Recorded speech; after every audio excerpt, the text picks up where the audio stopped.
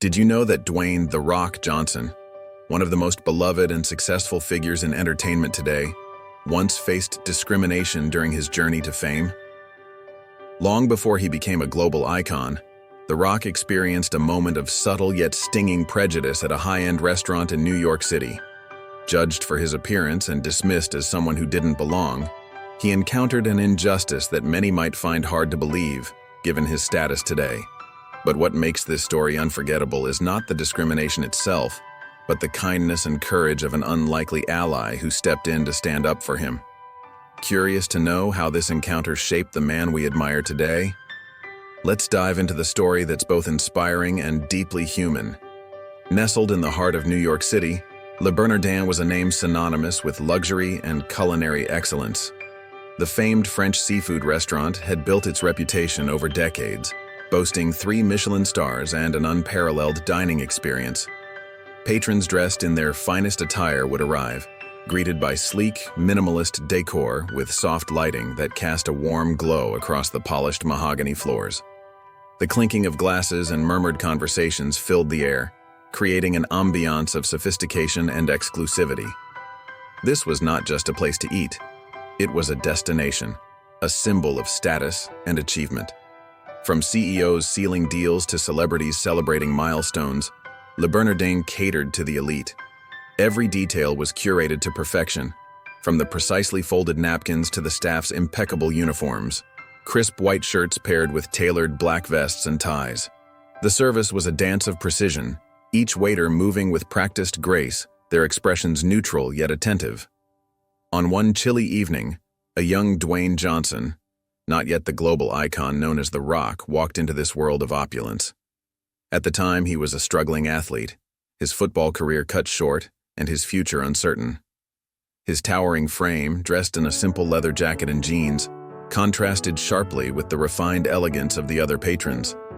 Yet, there was a quiet confidence in his demeanor, a determination that hinted at the extraordinary path he would one day carve. As Dwayne stepped through the grand revolving doors, the cool air outside gave way to the inviting warmth of the restaurant. The maitre d', a slender man with sharp features and a practiced smile, glanced at him briefly before his expression tightened. He approached Dwayne with the kind of polite formality reserved for addressing an unwelcome guest. "Good evening, sir.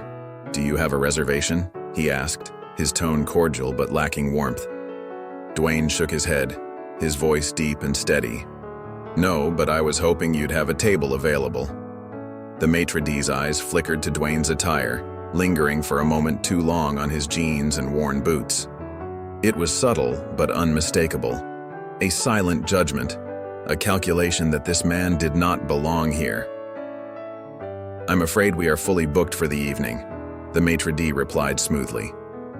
His smile was professional, but his eyes betrayed a hint of condescension. "Perhaps you would be more comfortable at one of the establishments nearby." Dwayne's jaw tightened, but he remained calm. "I'm willing to wait," he said simply, his tone polite but firm. Before the maitre d' could respond, a young waitress stepped forward. Her name was Claire, a striking woman with auburn hair neatly tied back and a natural grace that belied her humble beginnings. She had grown up in a small town, working her way through college to land a job at one of the most prestigious restaurants in the world. But Claire was more than her polished exterior. She carried a quiet strength and an innate sense of justice. Claire had noticed the exchange from across the room and felt a pang of discomfort. She had seen this kind of subtle discrimination before, a guest deemed unworthy based on appearances or assumptions. And something about this man, his calm persistence, the kindness in his eyes, struck a chord with her. "Excuse me," she said, her voice gentle but confident as she approached. "I believe there might be a table opening up soon. Perhaps Mr. Johnson could wait at the bar until then?" The maitre d' hesitated, clearly displeased with her intervention. But Claire's suggestion was reasonable, and the unwritten rules of hospitality left him little choice. With a curt nod, he gestured toward the bar area. "Very well, please follow me," he said, his tone clipped. Dwayne offered Claire a grateful smile as he followed the maitre d' to the bar. The bartender, a middle-aged man with a friendly demeanor, greeted him warmly and handed him a menu. Dwayne ordered a glass of water, his mind preoccupied with thoughts of his next steps. Life had been throwing him curveballs lately, and moments like these, small indignities, quiet dismissals, were a reminder of how far he still had to go. As he sat there, sipping his water, Claire passed by on her way to another table. She caught his eye and gave him an encouraging smile. It was a small gesture, but it carried weight. For Dwayne, it was a reminder that not everyone judged him by his appearance or his current circumstances. Meanwhile, back in the main dining room, whispers began to ripple through the patrons. Some had recognized Dwayne from his football days or his burgeoning career in wrestling. One table in particular, a group of younger guests dressed in designer suits, seemed especially intrigued. "Isn't that Dwayne Johnson?" one of them whispered. "You know, the wrestler? I've seen him on TV." The buzz reached the maitre d', who suddenly seemed to reconsider his earlier judgment. After all, a celebrity, even one in the early stages of fame, was good for business. He approached Dwayne at the bar, his demeanor noticeably more accommodating.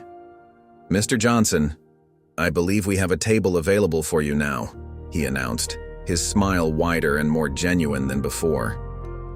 Dwayne met his gaze, a flicker of amusement in his eyes. He could see through the facade but chose not to address it. Instead, he thanked the maitre d' and allowed himself to be led to a table near the window, where the city lights glittered like a sea of stars. Claire was assigned to his table, much to her relief. She took his order with the same professionalism she extended to every guest, but there was an unspoken camaraderie between them. Over the course of the meal, they exchanged a few words, and Dwayne learned a little about her journey, her aspirations, her challenges, and her unwavering belief in treating everyone with dignity. By the time Dwayne finished his meal, the initial tension of the evening had faded, replaced by a quiet sense of triumph. As he prepared to leave, he turned to Claire and said, "Thank you. Not just for the service, but for standing up for me earlier. It meant a lot." Claire smiled, her cheeks flushing slightly. "You're welcome. And for what it's worth, I believe you're going to do great things. Don't let anyone tell you otherwise." Years later, as Dwayne Johnson ascended to global fame, he often thought back to that night at Le Bernardin. It wasn't just the food or the setting that stayed with him. It was the kindness of a stranger who chose to see him for who he was, not who others assumed him to be. And that memory became a cornerstone of his philosophy: to treat everyone with respect, no matter their background or circumstance. Claire, with her delicate features and auburn hair glowing under the restaurant's warm lighting, moved like poetry in motion. Her natural beauty was understated yet captivating, a reflection of her inner strength and empathy. As she worked, her eyes betrayed an acute awareness of everything happening around her, a sharp intelligence balanced by a profound kindness. She was the kind of person who made those around her feel seen and valued, even in fleeting interactions. The maitre d', however, was not moved by these qualities. Minutes after the earlier exchange, he stormed into the kitchen, summoning Claire with a clipped tone that reverberated against the stainless steel counters. "Claire," he hissed, his voice sharp with irritation, "what exactly do you think you're doing out there? Overstepping your boundaries with that guest? This is not how we handle things at Le Bernardin." Claire straightened her posture, her eyes steady. "I'm sorry if I offended you, but I was only trying to ensure Mr. Johnson was treated fairly. Everyone deserves respect, regardless of appearances." The maitre d's lips thinned into a displeased line. "Respect is earned, Claire, and frankly, that man doesn't belong here. This is a refined establishment, not a charity." A sharp silence fell between them as the kitchen staff pretended not to listen, their hands busily arranging plates and garnishes. Claire clenched her fists at her sides, struggling to keep her composure. "With all due respect," she replied firmly, "this restaurant's reputation is built on hospitality, not judgment. If we start deciding who belongs based on our assumptions, we're betraying everything Le Bernardin stands for." The maitre d's face flushed with anger, but before he could respond, a voice cut through the tension. "Is there a problem here?" Dwayne had stepped into the kitchen, his towering frame filling the doorway. His deep voice carried a calm authority that demanded attention. The maitre d's eyes widened in shock, his mouth opening and closing as he scrambled for words. Claire looked at Dwayne, a mixture of surprise and gratitude in her expression. He gave her a small nod before turning his gaze to the maitre d'. "I couldn't help but overhear," Dwayne said, his tone measured but firm. "And I think Claire has a point. Respect isn't about suits or reservations. It's about how we treat each other. Isn't that the real mark of refinement?" The maitre d' stammered, his confidence unraveling under Dwayne's steady gaze. Finally, he muttered a forced apology and excused himself, retreating to the dining room. Dwayne turned to Claire, his expression softening. "Thank you for standing up for me. It's not something I'll forget." Claire smiled, her earlier resolve bolstered by his words. "You're welcome. And thank you for proving that kindness and strength can go hand in hand." As the kitchen returned to its normal rhythm, Claire felt an unusual sense of pride swell within her. She had acted on instinct, driven by an innate sense of justice, and it had made a difference. Dwayne's words lingered in her mind, reinforcing her belief that small acts of courage could ripple outward, inspiring others. Later that evening, as the last table was cleared and the restaurant lights dimmed, Claire paused near the window where Dwayne had dined. The city lights sparkled beyond the glass, a reminder of the endless possibilities that lay ahead.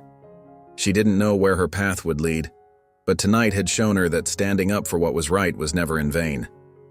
Dwayne, meanwhile, walked out into the crisp New York night, his thoughts circling back to Claire. Her bravery and kindness had left an indelible mark on him. In the years to come, as he built his career and became a global icon, he carried that memory with him, a testament to the power of empathy and the importance of lifting others up. For Dwayne, that night wasn't just about a meal, it was a moment that reminded him of the humanity that connects us all. Years later, during a major press event, Dwayne Johnson recounted this story. Standing in front of a packed audience, he said, "In a world that often judges us by what we wear, where we come from, or how we look, it's people like Claire who remind us what truly matters: kindness, courage, and treating each other with dignity. That one act of compassion shaped how I see the world, and it's something I strive to pay forward every day." Somewhere far from the spotlight, Claire watched the interview, her heart swelling with pride. She had long since moved on from Le Bernardin, pursuing her own dreams, but the memory of that night remained a cherished reminder of the impact one small moment of bravery could have. And so, their paths, though separate, were forever intertwined by a shared belief in the power of doing what's right. As Dwayne Johnson stepped into the crisp New York night, the events of the evening lingered in his mind. Claire's quiet bravery and unwavering belief in fairness had left an indelible mark, a reminder of the humanity that binds us all. For Claire, the courage to act on her principles reaffirmed the importance of standing up for what's right. Years later, as Dwayne rose to global fame, this memory remained a cornerstone of his journey, a testament to the power of kindness and the extraordinary change one person can inspire. It wasn't just a meal, it was a moment that redefined what it means to see, respect, and uplift one another.